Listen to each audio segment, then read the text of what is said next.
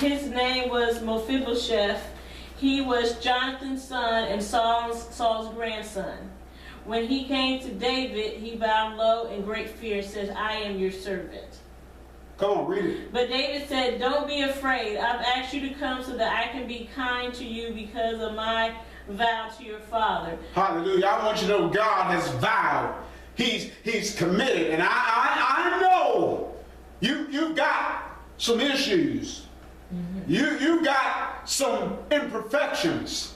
But God's not worried about your limp. Mm. God's not worried about your deficiencies. He's not worried about your shortcomings. He says, come as you are. Come on, read it, man. It reads, he was Jonathan's son, Saul's grandson. And when he came to David, he bowed low in great fear and said, I am your servant. Come on, read it. David said, don't be afraid. I've asked you to come so that I can be kind to you because of my vow to your father, Jonathan. I will give you all the land that once belonged to your grandfather Saul, and you may live here with me at the palace. Come on, and what does it say further? And it says, Mephibosheth fell to the ground before the king. Show me, should the king show such kindness to a dead dog like me? A dead dog! A no good son like me! God says you don't have to be afraid. I'm ready to show you my kindness and my love. I've sent Jesus. Keep reading. Come on. Then the king summoned Saul's servant Ziba and said, I have given your master's grandson everything that belonged to Saul and his family. Come on. You and your sons and servants are to farm the land from him to produce food for his family. Yes. But Mephibosheth will live here at the palace with me. Yes, keep reading. And Ziba, who had 15 sons and 20 servants, replied, yes, my lord, I will do all that you have commanded. And from that time on, Mephibosheth ate regularly with David as though he were one of his own sons. Keep reading. And Mephibosheth had a young son named... All right, listen to me. From that point on, Mephibosheth wasn't even eating at his table, but Mephibosheth was eating at the table of the king. And I've discussed this with one of my good preacher friends. You know, when everybody's sitting at the table, you see from the waist up. Is that correct? Mm-hmm. But I want you to know that from the waist up, he looked like a king's son, feasting on a table. But David was aware that from the waist down, he was crippled. And even though he was crippled, he was eating at the king's table. And I want to remind you today, you may have a problem. You may have a condition. You may have a limp. You may have a weakness. But God wants you right there at his table. He prepares a table before me in the presence of my enemies. Even if I'm the enemy, God's preparing the table. He's preparing a table. Living with the limp. But what about my self-worth? We talk about dignity and self-esteem.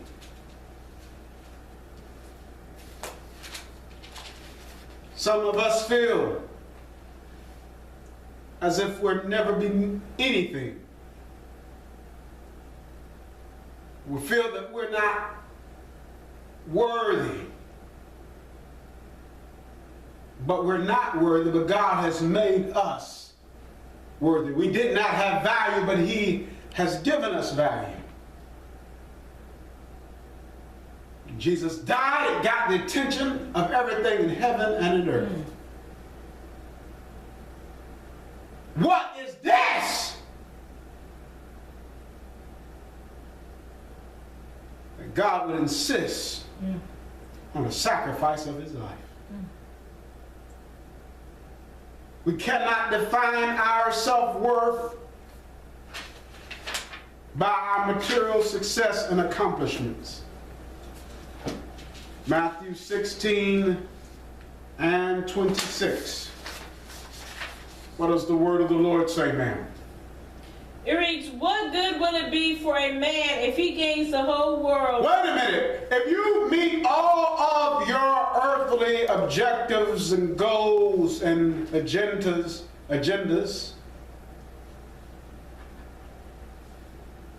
you get millions of dollars in the bank.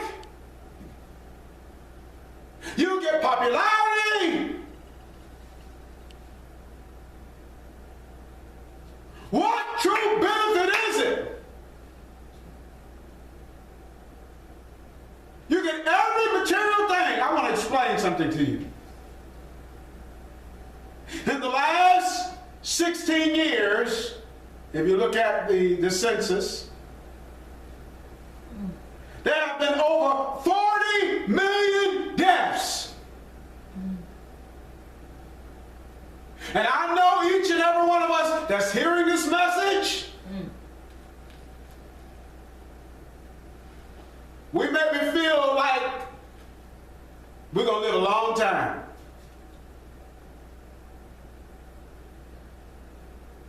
We feel like we got a while. But I want you to know that time is ticking. The 40 million souls that have departed this life in the last 16 years are evidence that your life is brief. That your life is short. And if you want to focus on everything in this life, you won't have anything in the next life. There is nothing that is in this world that you can transport to the next world.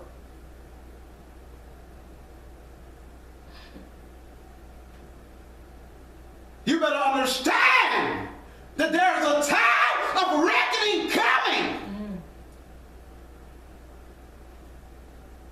If Christ tarries, if he doesn't come in the next 50 years, there's a whole lot of us that's going out of here.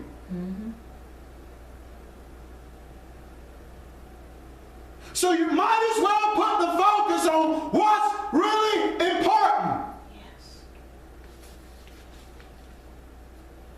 And so oftentimes we're distracted by the things that we see, but the things that are seen are temporary.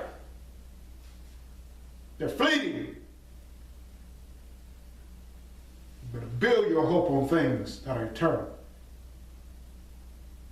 Come on, keep reading for me. And it reads, what good would it be for a man if he gains the whole world, yet forfeits his soul? Or what can a man give in exchange for his soul? All right. What's worth more than your eternity?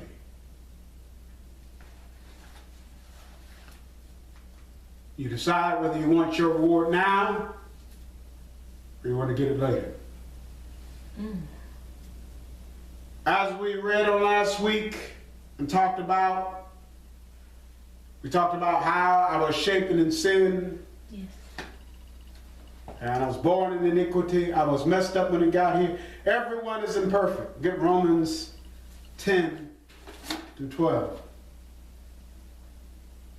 Yes. What does that say? It reads, as it is written, there is no one righteous, not even one. There is no one who understands. There is nobody righteous. There's nobody that has right standing on God based upon their own merit and ability. No one. No, not one. So we need to bring our imperfections and our weaknesses to God, because he wants to use them.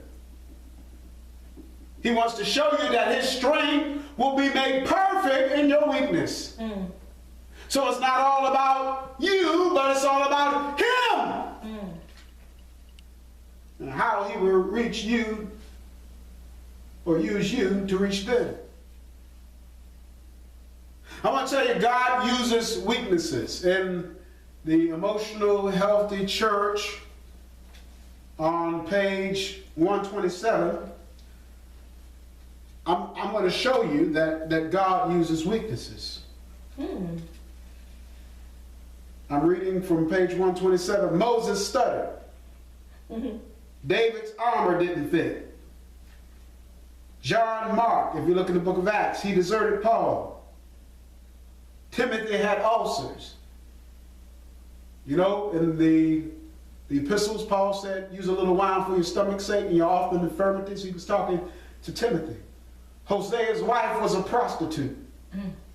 Amos' only training was a farmer, and God was calling him to be a great prophet. Jacob was a liar. David had an affair, murdered and abused power. Naomi was a widow. Paul was a persecutor. Moses was a murderer. Jonah ran from God's will. Gideon and Thomas both doubted. Jeremiah was depressed and suicidal. Elijah was burnt out. John the Baptist was a loudmouth, and Martha was a werewolf. Noah got drunk. Solomon was too rich, and if I can add, he worshiped an idol. And David and Jesus, it says here, it says that he was too poor. But I want you to know that he came to poverty so he could make us rich. Hallelujah. Yes. Abraham was too old and David was too young. You remember when the prophet Samuel came to Jesse, the Bethlehemite's house, and he brought all of his sons. He didn't bring David. He left a young one out in the field. Hallelujah.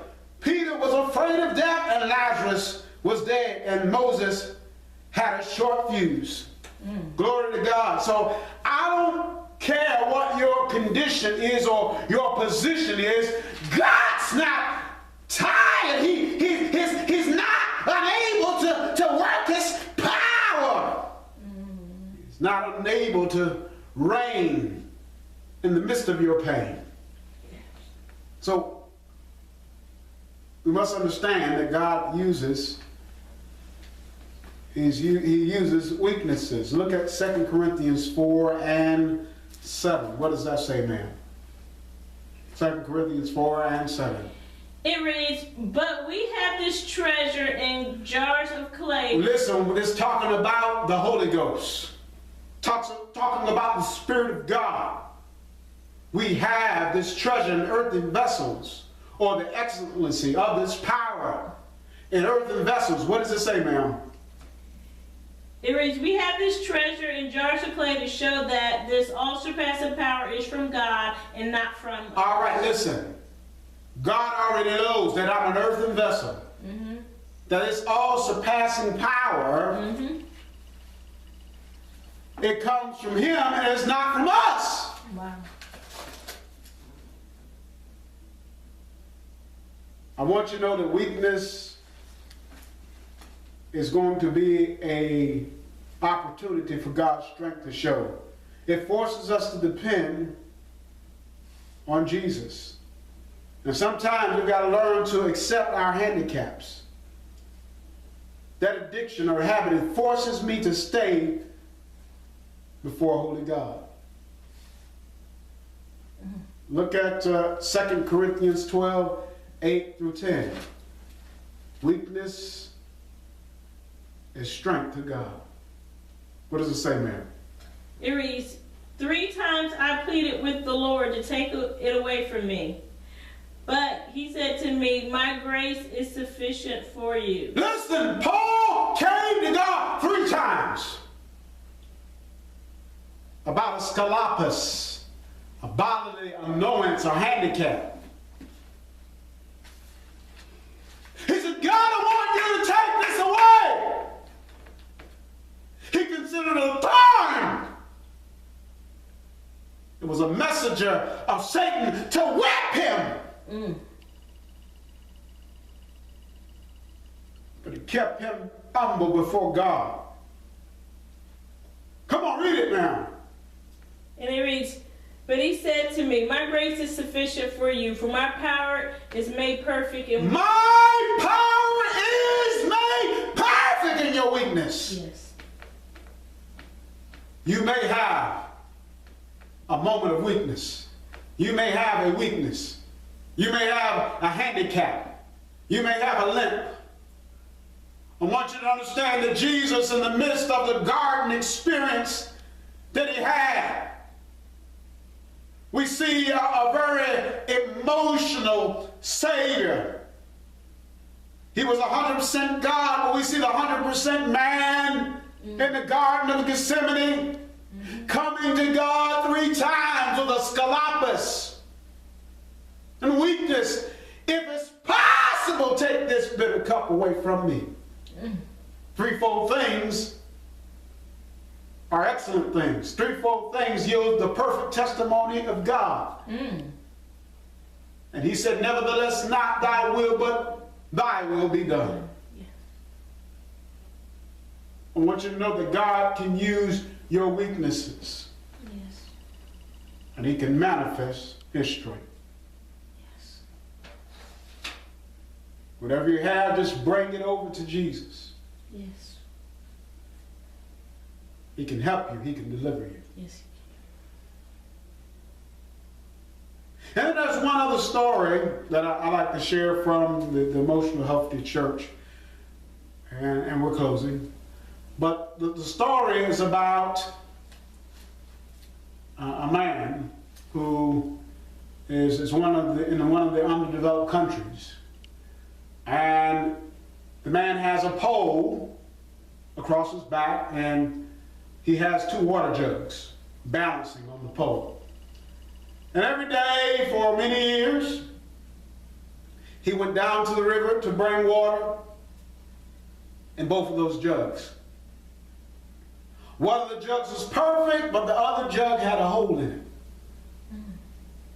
So whenever he would bring back the water, the jug with the hole in it would only have 50% or 75%, but the other jug always had 100%. So in the story, the jug is personified, and the jug speaks to the man, the jug that's got the hole in it.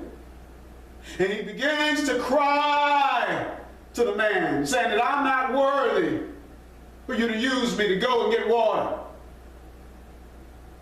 But the man who owns the jug, who will be representative of God, he tells the jug, he says that I'm aware of your holes. I'm aware of your weaknesses. And he tells him, I want you to look back on the path that we've walked for all these years. And so I want you to look back on your path, and I want you to look back on the one with the perfect path, the one that doesn't have holes.